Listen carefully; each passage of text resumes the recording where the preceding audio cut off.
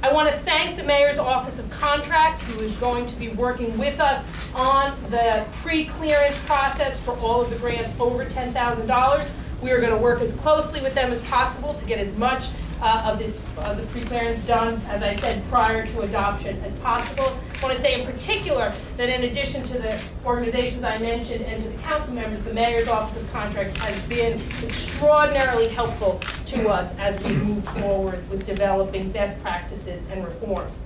You know, as I said, there's a list of reforms, and I didn't go into detail on all of them, but we're happy to take questions. But just before I call on my colleagues, I again want to make note here that in the original proposal, we had called for a competitive review of the $20 million of the Speaker's initiative. What we're calling here for today and what we will be implementing after today's press conference is a clearance process for close to $200 million of money that gets assigned in the budget with some level of council discretion. That is a much larger sum of money, and it creates the assurance that groups that get funded with that large amount of money are groups that are able to do the work, groups that have the merit that requires them to do the work. And I know I speak for all my colleagues when we look forward, I say we look forward to this process of moving forward with these best practices in the 2009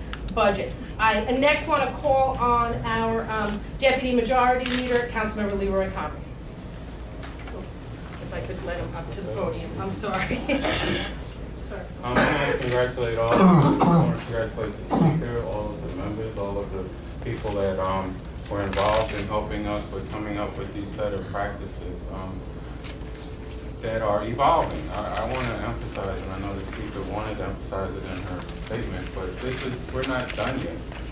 We're determined to be as open and as transparent as we need to be to solve any questions or any doubt in the public's mind.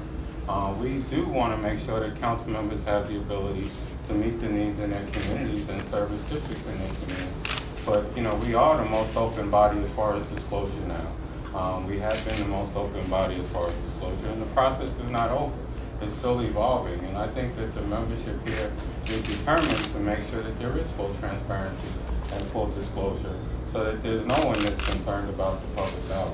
I want to congratulate all of the people that have been involved in the process. I want to thank Gene Rushinoff and Dick Dady and for their continued words and actions to make sure that we are transparent.